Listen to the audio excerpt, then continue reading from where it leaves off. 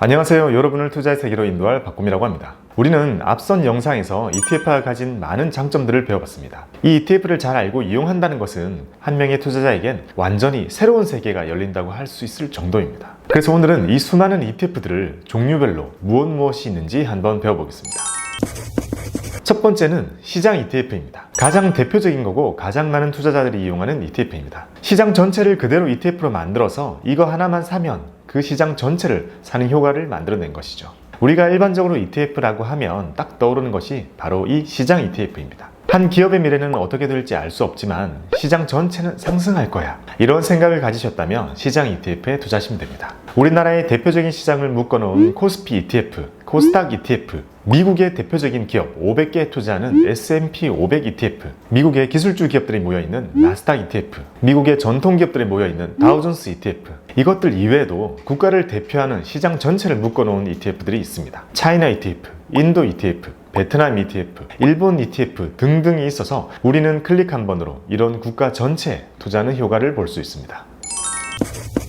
두 번째는 섹터 ETF입니다. 섹터는 업종이라고 하죠. 업종별로 구분해서 비슷한 업종에 있는 기업들을 묶어놓은 것이 바로 이 섹터 ETF입니다. 대표적인 것들이 반도체 ETF, 자동차 ETF, 은행 ETF, 증권 ETF, 보험 ETF, 건설 ETF, 화장품 ETF, 바이오 ETF, 철강 ETF, 운송 ETF, 게임 ETF 등등 우리가 머릿속으로 떠올릴 수 있는 업종들은 대부분 ETF로 만들어져 있습니다. 내가 생각할 때 유망하다고 생각되는 산업이 있는데 그 산업 속의 수많은 기업들 중에서 어떤 기업이 경쟁력을 가진지는 모르겠어, 이런 생각이 드신다면 심플하게 그 산업 전체를 사버리면 되는 겁니다.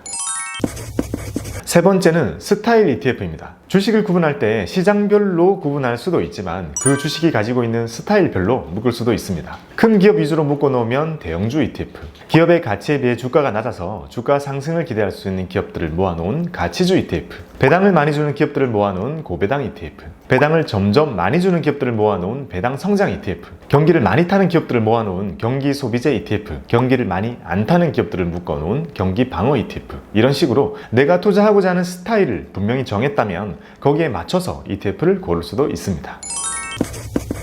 네 번째는 채권 ETF입니다. 주식과 함께 자본시장의 양대산맥이라고 불리는 채권은 대표적인 안전자산입니다. 하지만 대신 주식만큼 높은 수익률을 제공해주지 않기 때문에 투자자들의 관심을 많이 받고 있지는 못하죠. 그래서 막상 채권을 투자하려고 하면 은근히 정보가 부족합니다. 하지만 ETF를 활용하면 이 채권 투자도 쉽게 가능합니다. 대한민국이 발행한 국채에 투자하는 국채 ETF, 이것도 만기에 따라 3년짜리, 10년짜리 이렇게 다양한 게 있고요. 만기가 얼마 남지 않은 채권들만 모아놓아서 안정성이 높은 단기 채권 ETF, 더 큰 시장인 미국의 채권을 사는 미국채 ETF, 국가가 아니라 우량한 기업들이 발행한 채권을 사는 회사채 ETF, 이런 것들이 있습니다.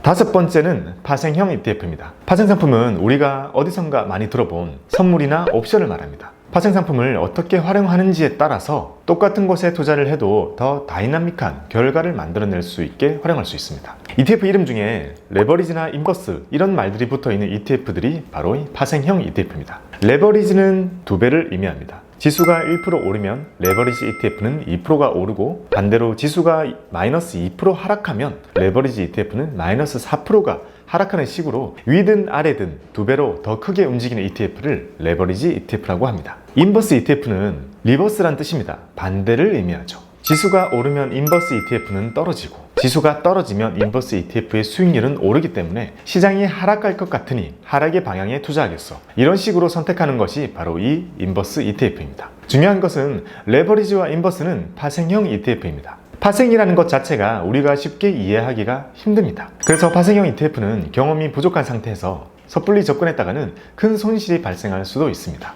많은 ETF들 중에서 유일하게 유의하라고 말씀드리는 것이 바로 이 파생형 ETF입니다. 지금은 이 파생형 ETF를 투자하기 위해서는 사전에 교육을 수료해야 되는 그런 절차가 생겨져 있습니다.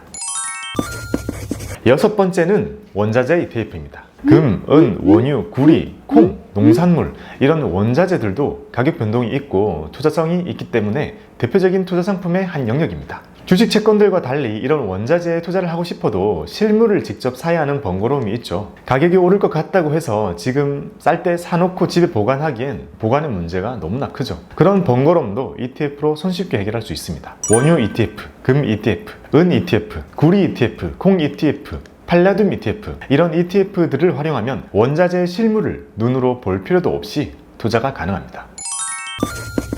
7번째는 테마 ETF입니다. 투자의 시장에서는 다양한 테마가 만들어집니다. 시장의 구분과 무관하게 그 테마에 엮이는 기업들을 묶어놓은 것을 바로 이 테마 ETF라고 합니다. 예를 들면 삼성그룹의 계열사들을 묶어놓은 삼성그룹 ETF, 전기차에 들어가는 배터리에 관련된 기업들을 묶어놓은 2차전지 ETF, 사회적 책임을 잘 이행하는 기업들을 묶어놓은 ETF, 새로운 시장의 트렌드를 반영한 뉴딜 ETF 등 세상의 변화에 맞춰서 다양한 테마가 만들어지고 있고 다양한 ETF들도 만들어지고 있습니다. 시대의 트렌드에 발맞춰 투자를 하고자 하신다면 이런 테마 ETF가 아주 유용할 겁니다. 지금까지 ETF의 종류 7가지를 정리해봤습니다. 이 ETF들만 잘 사용해도 그 누구도 부럽지 않은 나만의 포트폴리오를 만드실 수 있을 겁니다. 여러분들의 성투를 기원합니다. 감사합니다.